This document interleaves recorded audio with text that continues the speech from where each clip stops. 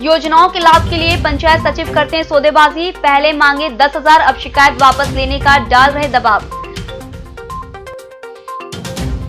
खाद बीज विक्रय में हुई अनियमितता तो होगी सख्त कार्रवाई, टीएल की बैठक में कलेक्टर ने दिए निर्देश। 7 व्यक्ति स्वस्थ हुए, 7 व्यक्ति ही मिले पॉजिटिव, 48 अब भी आइसोलेशन में। मंडी के बाहर करते रहे खरीद, अब बुधवार को निभाएंगे मुहूर्त करने की औपचारिकता। और अपने लाडले नेता का जन्मदिन धूमधाम से मनाएंगे छिंदवाड़ा के लोग, पूर्व मुख्यमंत्री कमलनाथ का जन्मदिन 18 नवंबर को। नमस्कार, छिंदवाड़ा लाइव में आपका स्वागत है। मैं हूं आपके साथ अंकिता और आइए अब खबरें देखते हैं विस्तार से। पीएम आवास के हितग्राही बनने के लिए भी देना पड़ता है रिश्वत। जिले में ऐसे कई मामले आ चुके हैं जिनमें कुछ उजागर हो जाते हैं तो कुछ दबा दिए जाते हैं। ऐसा ही एक मामला अमरवाड़ा विकासखंड अंतर्गत ग्राम पंचायत सोनपुर जागीर में प्रकाश में आया है, जहां याकूब खान को अल्पसंख्यक बताकर पहले तो पीएम आवास योजना में शामिल करने के लिए सचिव धनराज ने पहले तो 10,000 की मांग की, नहीं दिया तो योजना से बाहर कर दिया। फिर सीएम हेल्पलाइन में शिकायत हुई तो फिर सौदेबाजी की जाने लगी कि शिकायत वापस लो तो ही योजना में शामिल करेंगे। ऐसे सचिव का कोई कुछ नहीं बिगाड़ पा रहा है, जबकि जिला पंचायत से लेकर कलेक्ट्रेट तक शिकायत हो चुकी है। समस्या ये है कि मेरे मकान बनाने के लिए मैंने सी हेल्पलाइन में शिकायत की थी, लेकिन 25 तारीख को, जिसका अभी तक मेरे को कोई निराकरण नहीं मिला है। हाँ जी। दूसरी शिकायत मैंने जिला लेवल पे जिला शिव को और कलेक्टर ऑफिस में आवेदन दे के आया, जिसके अभी तक उसका कोई जवाब भी नहीं मिला। अच्छा। अभी सोनी बाबू और धनराज आए और मेरे ऊपर दबाव दे के कह रहे थे कि आप अपना शिकायत 181 वाली वापस ले लो, हम आपका मकान कंप्लीट करा देंगे, ऐसा ये लोग कह रहे थे। तो आपने क्या बोले? मैंने उनके कहने पे कंप्लेंट वापस लेने के लिए नहीं बोल दिए। जब तक कि मेरा मकान ना बनेगा तब तक मैं कंप्लेंट वापस नहीं लूँगा, मेरी समस्या सॉल्व नहीं होगी तब तक कंप्लेंट वापस नहीं लूँगा, ऐसा उनसे मैंने बोल दिया और आवेदन में साइन नहीं करा। उनने एक पंचनामा बनवा के जबरदस्ती साइन करने के लिए कह रहे थे, लेकिन मैंने नहीं किया। समय सीमा की बैठक में कलेक्टर सौरभ कुमार सुमन ने शासन की प्राथमिकताओं में खाद व बीज विक्रय को रखते हुए अधिकारियों को निर्देश दिए कि खाद बीज विक्रय के लिए समुचित व्यवस्थाएं बनाएं। सभी एसडीएम कृषि और संबंधित विभागों के साथ मिलकर इस कार्य की नियमित मॉनिटरिंग करेंगे और अनियमितता पाए जाने पर सख्त कार्रवाई करेंगे। खाद बीज विक्रय के संबंध में एसडीएम अपने स्तर से व्यवस्था बनाते हुए निर्णय ले सकते हैं। उन्होंने निर्देश दिए कि सभी खरीदी केंद्रों की मैपिंग अद्यतन करें, जहाँ कहीं कमियां हैं उन्हें ठीक कराएं। जिले में कोरोना वायरस के संक्रमण से आज 7 व्यक्ति स्वस्थ हुए हैं और 7 व्यक्तियों का सैंपल पॉजिटिव आया है। अभी तक संक्रमण से मुक्त होकर 1,877 व्यक्ति स्वस्थ हो चुके हैं, जबकि आज मुख्य चिकित्सा एवं स्वास्थ्य अधिकारी डॉक्टर जीसी चौरसिया ने बताया कि जिले में अभी तक कोरोना वायरस के पॉजिटिव पाए गए 1,963 व्यक्तियों में से 38 व्यक्तियों की मृत्यु हुई है और 1,877 व्यक्ति स्वस्थ हो चुके हैं और वर्तमान में जिला चिकित्सालय के आइसोलेशन वार्ड में कोरोना संक्रमित 48 व्यक्तियों को भर्ती कर उनका समुचित उपचार किया जा रहा है। कोरोना वायरस 248 सैंपल की जांच लंबित है। वैसे तो व्यापारियों ने कृषि उपज मंडी कुसमेली में दीपावली के पहले काम बंद करके दूज के मुहूर्त में पहली नीलामी मूंग की करने के बाद काम शुरू करने का तय किया है, लेकिन यह परंपरा इस बार मॉडल एक्ट के कारण टूट चुकी है।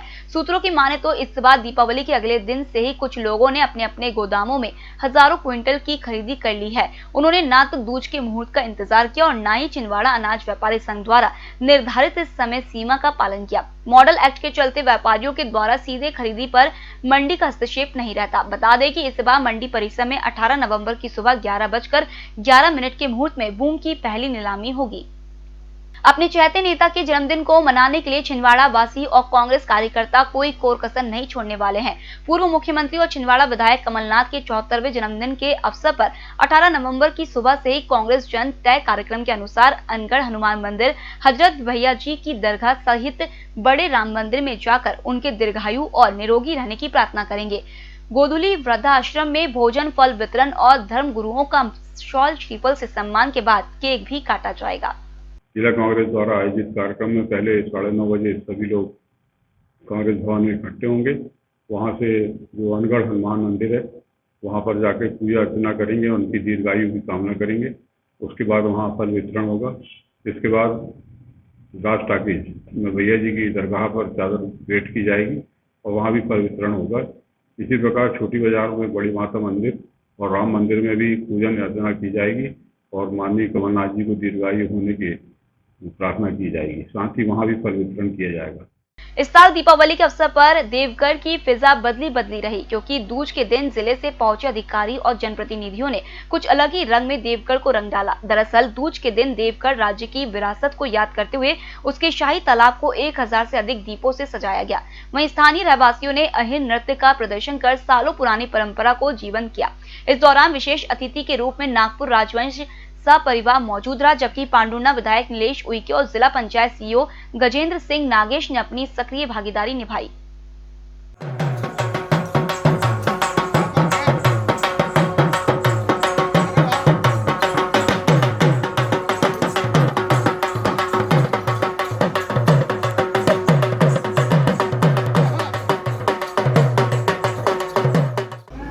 से अधिक दीपों के साथ में शाही तालाब में दीपदान किया गया है और तमाम नर नारी, तमाम देवगढ़ और आसपास के क्षेत्र के लोग यहाँ पर आए और उन्होंने आज के इस कार्यक्रम में हिस्सा लिया।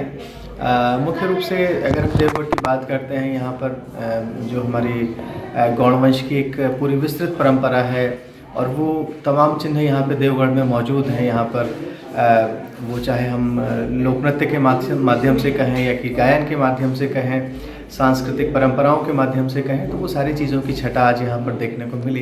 देवगढ़ हमारे आदिवासी संस्कृति की बहुत पुरानी धरोहर है, क्योंकि ये यहाँ 800 कुआं, 900 बावलियाँ और देवगढ़ का किला बहुत प्रसिद्ध हुआ करता था। पर किंतु अभी कुछ दिनों से हमारी कुएँ हैं, जो बावलियाँ हैं, विलुप्त होने जा रही थी, जिसको हमारे जिला पंचायत के सीईओ साहब आदरणीय नागेश जी के मार्गदर्शन में और सीईओ जनपद मोकेड़ और इनकी पूरी टीम ने लेकर इनका जीर्णोद्धार किया है कुआं बावलियों का।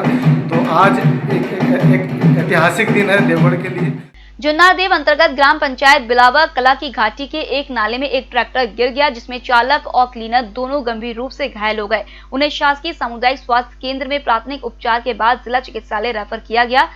बताया जा रहा है कि इसमें से क्लीनर की उपचार के दौरान मौत हो गई। पुलिस ने मौत कायम कर विवेचना में लिया है। अब समय हो चुका है छोटे से ब्रेक का, हम फिर हाजिर होंगे, आप बने रहिए हमारे साथ। Status furniture, house of quality, जहां आपको मिलेगा bedroom set, sofa, dining table, office furniture के साथ ही बेस्ट क्वालिटी के फर्नीचर की विशाल रेंज, वो भी कम दामों में। साथ ही आपको मिलेगी फर्नीचर पर 3 साल से लेकर 10 साल तक की वारंटी। प्रदेश की सबसे आधुनिक मशीनों, अनुभवी और प्रशिक्षित कारीगरों द्वारा बना फर्नीचर, जो देगा आपके घर और ऑफिस को मॉडर्न लुक।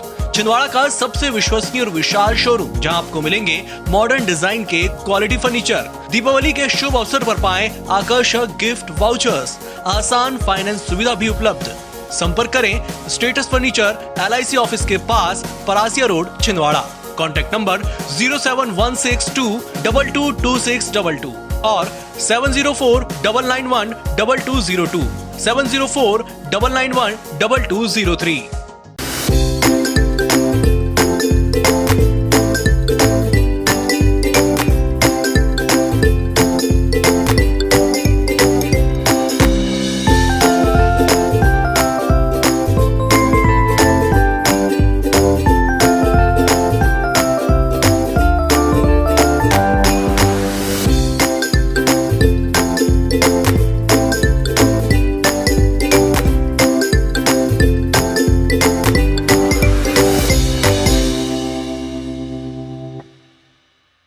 सत्यम शिवम कॉलोनी, रघुवर श्रीपुरम और ओम आदित्य धाम की अपार सफलता के बाद 30 वर्षों से कॉलोनी विकास का अनुभव प्राप्त श्री CB सूर्यवंशी हनी बिल्डर्स एक बार फिर लेकर आए हैं छिंदवाड़ा शहर के भविष्य न्यू छिंदवाड़ा नागपुर रोड पर। शहर की पॉश लोकेशन पर कीमत मात्र 25 लाख रुपए से शुरू।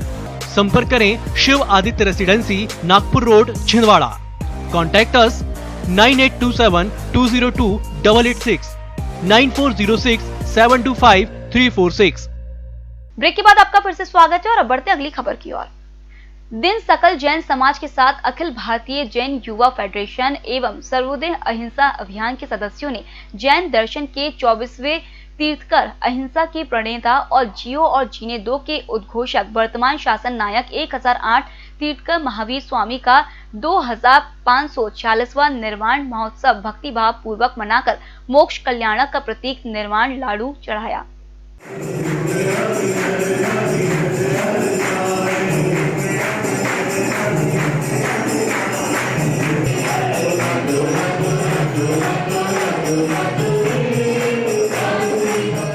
शिव मंदिर बड़ा कुआं समिति गुलाबरा छिंदवाड़ा के अध्यक्ष दिनेश मालवीय, उपाध्यक्ष तेजा वर्मा, कोषाध्यक्ष आनंद गोहर, सचिव राकेश साहनी ने आज दीपावली मिलन समारोह मनाते हुए जिला अस्पताल के कोरोना वार्ड में काम कर रहे radiographer Kamlesh Thakar, Moresh Thakre, Sonu Thakre, Makhanlal Yadav, lab technician Ashish Rai Chaudhary, Shyaji Krishnan, nurse Rashmi Verma, Priyanka Som Kunwar, Chandrakala Patwa आदि का सम्मान किया।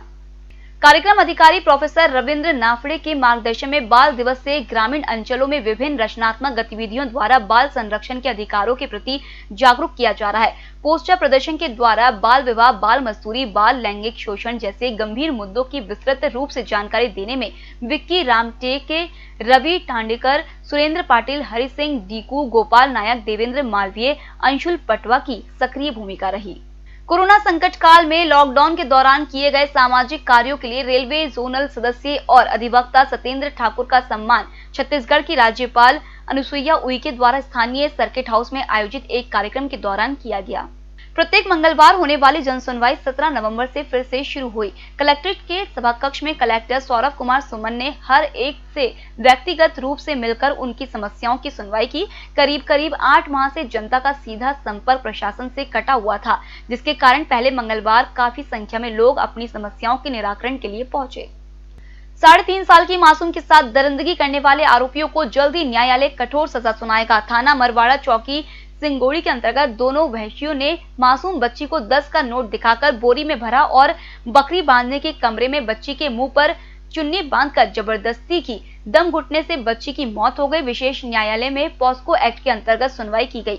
विशेष लोक अभियोजन अधिकारी समीर कुमार पाठक, संजय शंकरपाल, दिनेश कुमार उइके और लोकेश कुमार घोरमारे के द्वारा प्रस्तुत सत्य साक्ष्यों के आधार पर आरोपी धनपाल उइके और रोशन धुर्वेक पर आरोप साबित हो चुके हैं। न्यायालय द्वारा 19 नवंबर को सजा सुनाई जाएगी। फिलहाल इस बुलेटिन में इतना ही। आप बने रहिए EMS टीवी के साथ। नमस्कार।